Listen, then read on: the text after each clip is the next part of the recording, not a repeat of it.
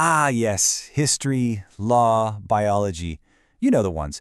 The subjects that are just pure theory. You read a page and you totally get it. It makes perfect sense. Then you turn to the next one and poof! It's like the previous page just got deleted from your brain. Gone. You've probably told yourself 1,000 times, I just have a bad memory. But what if I told you that's a complete lie? See, your memory is perfectly fine. The real problem, it's your method. You've been taught to just read line by line, hoping something sticks. That's rote memorization. It leads to forgetting everything and then blaming your bad memory. We're throwing that out. We're going to replace it with what I call the movie method.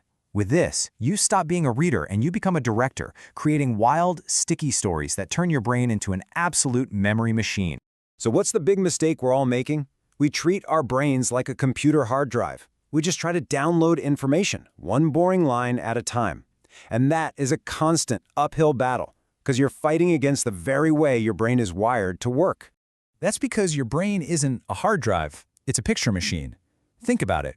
It's optimized for visuals, for stories, for anything with a little bit of emotion. The second you truly get this, everything about how you study is going to change, I promise. Okay, so let's jump right into step one. You are going to direct your movie. This is the big shift. We're going from being passive readers to active Hollywood-level directors for our own learning. And I mean this literally. Put the highlighter down, stop reading, start directing. This isn't just a cute little tip, it's a command. You have to fundamentally change your mindset from just consuming text to actively creating a movie in your head. And why does this work so well? Well, it's just pure science. Your brain processes images 60,000 times faster than it processes plain old text. So when you force yourself to read dry paragraphs, you're basically choosing to run your brain on its slowest possible setting.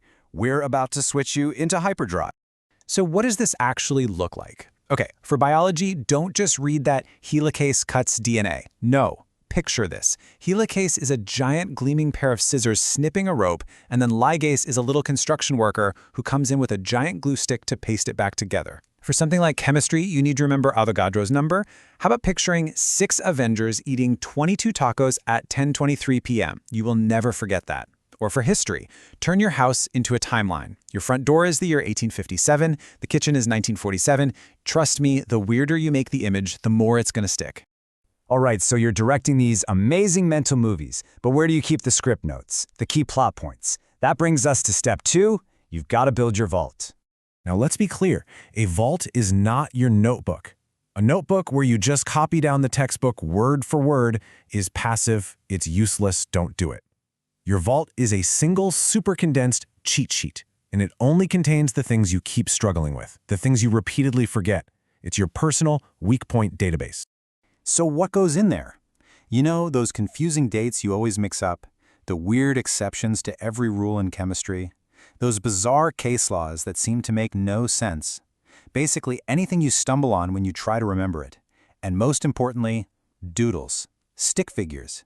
If you can draw a concept, even if it's a terrible drawing, you own that concept forever. Okay, step 3. This is how we make sure all this information is actually locked in. We're going to use a spin on the famous Feynman technique. I call it teaching the wall. This is the ultimate test to find out if you really know your stuff, or if you're just kidding yourself. Because we have to talk about the biggest trap in all of studying, the fluency illusion. You know that feeling, right? You're reading, you're nodding along, thinking, yeah, this makes sense, I get it. You feel super smart, but you haven't actually learned a thing. It's a complete scam your brain plays on you. So here's how you break that illusion. Step 1, close the book. No peeking, seriously. Step 2, physically stand up. Get your body engaged, get the blood flowing to your brain. Step 3, explain the topic out loud to your wall, or your dog, whatever, as if you're teaching it to a 5-year-old. And here's the most important part, step 4, pay attention to where you get stuck, where you stutter, where you pause and say, that's the gold. That's where the real learning needs to happen. That moment of struggle, that is the magic. That's not failure. That is the physical sensation of your brain building new connections, forging new neural pathways. It's your brain getting stronger right then and there. You have to learn to love that feeling. And finally, step 4. We've done all this hard work, right? We can't let it just evaporate.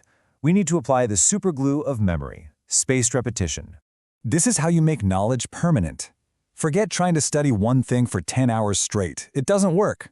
Instead, you study it on day 1. Then, a couple of days later, on day 3, you come back for a quick 15-minute recap. That's it. And then, a week later, day 7, you do a final, super-fast 5-minute review. This simple schedule is how you absolutely destroy the forgetting curve. And this really gets to the core of what it means to study smart. Massed practice, what we call cramming, just keeps information in your flimsy, unreliable short-term memory. Spaced repetition, on the other hand, reviewing at these increasing intervals, forces that same information into your long-term memory. It's the difference between just renting the information for the exam and actually owning it for life. So really, if you only take one thing away from all of this, let it be this. The whole system is about a massive shift in your identity. You have to stop being a passive consumer who crams information. You need to start being an active creator of knowledge. At the end of the day, so-called boring subjects aren't really the problem. A boring approach is. You aren't just a student. You are the director of your syllabus. This is your movie. So make it an unforgettable one. So, I've got to ask you, are you ready to stop being a passive reader and finally turn your brain into the memory machine that it was always designed to be? If the answer is yes, I want you to make a commitment to yourself right now. Comment Memory King or Memory Queen down below. Let's see who's truly ready to hack this system and completely change the way they learn forever.